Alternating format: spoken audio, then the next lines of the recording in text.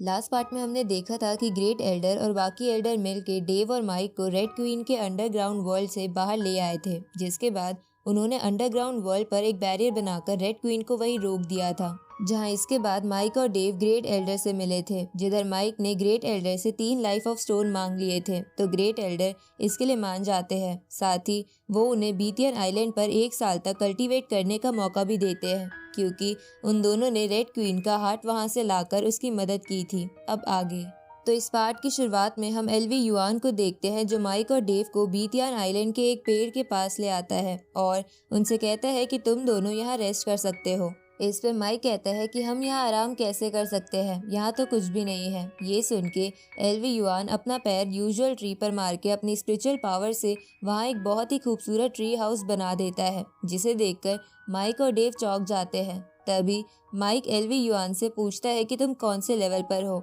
इस पे एल्वी युआन बोलता है कि मैं भी तुम्हारी तरह 7th लेवल पर ही हूँ। उसी वक्त वहाँ वो ग्रीन बालों वाली लड़की आ जाती है, जो माइक और डेव को ग्रेट एल्डर के कहने पर तीनों लाइफ ऑफ स्टोन देने आई थी। तो माइक और डेव उन लाइफ ऑफ स्टोन्स को देखकर हैरान हो जाते हैं, क्योंकि उनकी एनर्जी बहुत ही प्योर थी। तभी डेव बोलता है कि इनसे प्रैक्टिस करने से हमें कल्टीवेशन में जरूर हेल्प मिलेगी। तो माइक उस ग्रीन बाल वाली लड़की से एक लाइफ ऑफ स्टोन लेकर उसे बोलता है कि तुम ये दोनों लाइफ ऑफ स्टोन क्या ब्लू डोमेन में रहने वाले मेरे ग्रैंड एल्डर को भिजवा सकती हो। तो वो लड़की इसके लिए मान जाती है, जिसके बाद वो लड़की और एल्वी युआन वहाँ से चले जाते हैं। अब उन दोनों के वहाँ से जाने के बाद माइक डेव से मजाक करते हुए कहता है कि एल्वी युआन तुम्हारे जैसा शांत किस्म का लड़का है और मुझे लगता है कि वो उस ग्रीन बाल वाली लड़की को पसंद करता है। तो क्या तुम भी कहीं किसी को पसंद तो नहीं करते और उसके लिए मुझे छोड़ तो नहीं दोगे। इस तरफ हम ग्रेट एल्डर और बाकी एल्डर्स को देखते हैं, जहां एक एल्डर ग्रेट एल्डर से पूछता है कि आपने उन्हें यहाँ पर 1 साल तक क्यों रोका है। वो रेड क्वीन तो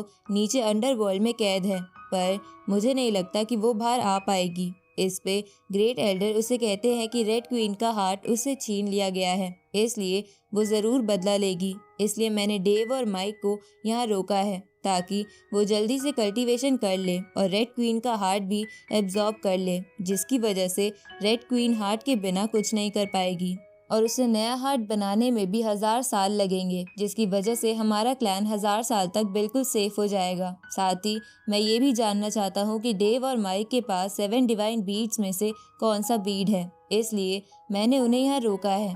ये सुन के वो एल्डर ग्रेट एल्डर से बोलता है कि आखिर वो दोनों तो ह्यूमंस ही हैं, तो क्यों ना हम उन दोनों को मारकर उनका बीड निकाल ले।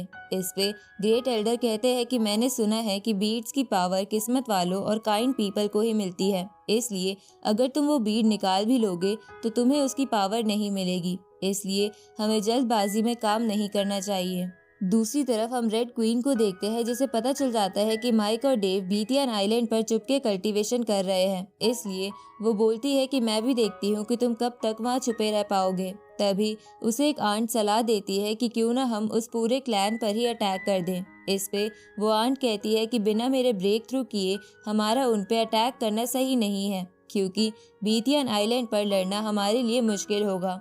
इसलिए तुम चिंता मत करो, मैं उन्हें इस आइलैंड से हार्ट बाहर नहीं ले जाने दूंगी। इधर हम माइक को देखते हैं, जो डेव से कहता है कि तुम्हें क्या लगता है हमारे पियरलेस ब्रीड ने रेड क्वीन के हार्ट को क्यों चुराया होगा। इस पे डेव बोलता है कि इसके पीछे जरूर कुछ ना कुछ रीजन होगा। इसके बाद माइक डेव से बोलता है कि तुमने देखा कि जो एल्डर हमें सबसे पहले मिला था वो 11th लेवल पर था। इस पे माइक बोलता है कि इस क्लैन में रैंक की बात तो तुम करो ही मत, यहाँ 3 11th रैंक के और कम से कम 10th लेवल के कल्टीवेटर्स हैं, जबकि हमारे पूरे ह्यूमंस में सिर्फ 3-4 ही ऐसे वॉरियर्स हैं। ये सुन के माइक दुखी होते हुए बोलता है कि हाँ तुमने सच कहा, यहाँ सभी की रैंक्स बहुत ज्यादा है। ऊपर से एल्वी युआन जो असल में एक ह्यूमन है, उसकी रैंक भी हमारी तरह 7th रैंक पर है, जबकि हमने तो 7th लेवल पर पहुंचने के लिए बहुत मेहनत करी थी।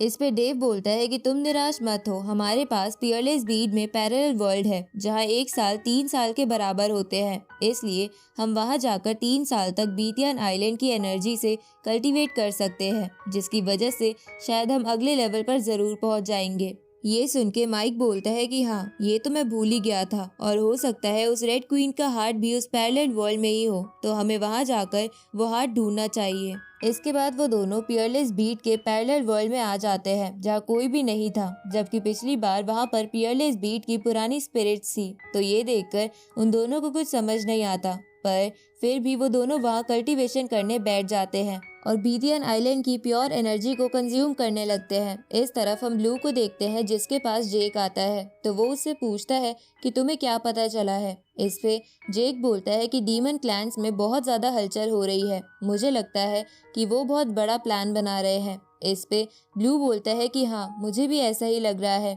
क्योंकि सी ड्रैगन क्लैन में भी बहुत चेंजेस हुए हैं। ये सुन के जेक कहता है कि हम कर भी तो कुछ नहीं सकते, हमारी स्ट्रेंथ उन डीमन से बहुत कम है, हमें और भी पार्टनर और 7 डिवाइन बीट्स की पावर की जरूरत है।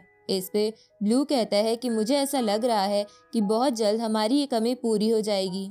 इधर ग्रेट एल्डर को वो दोनों लाइफ ऑफ स्टोन मिल जाते हैं, जिसकी वजह से उन्हें एक नई होप और खुशी मिलती है। अब 1 साल बीत जाता है और हम उसी ट्री हाउस को देखते हैं जिसके आसपास एलवी युआन ने एक बैरियर बना दिया था ताकि माइक और डेव के कल्टीवेशन से आसपास की चीजों को नुकसान ना पहुंचे। उसी वक्त माइक और डेव का ब्रेक थ्रू हो जाता है, जिसकी वजह से आसमान में बहुत तेज एनर्जी निकलती है जिसे उस क्लैन के सारे लोग देख लेते हैं। तभी माइक उस ट्री हाउस से बाहर आता है तो एलवी युआन माइक को 8 लेवल पर देखकर हैरान हो जाता है। तभी माइक अपनी ताकत चेक करने के लिए एलवी युआन पर अटैक करता है, क्योंकि पिछली बार माइक और डेव बड़ी मुश्किल से एलवी युआन को हरा पाए थे। अब माइक अपनी फायर पावर से एलवी युआन पर अटैक करता है, जिसे एलवी युआन रोकने की कोशिश करता है पर रोक नहीं पाता और पीछे खिसक जाता है। तभी युआन अपने एरो से माइक पर अटैक करता है, पर इस बार माइक उस एरो से बचने की बजाय अपने पंच में थंडर पावर भर के उस एरो को डिस्ट्रॉय कर देता है। उसी वक्त डेव भी ट्री हाउस से बाहर आ जाता है। तभी माइक युआन से कहता है कि तुम अब मुझे नहीं हरा सकते क्योंकि मैंने 3 साल तक कल्टीवेशन की है। ये सुन के एलवी युआन को कुछ समझ नहीं आता क्योंकि अभी तो उन्हें सिर्फ 1 साल ही बीता था। उसी वक्त डेव माइक को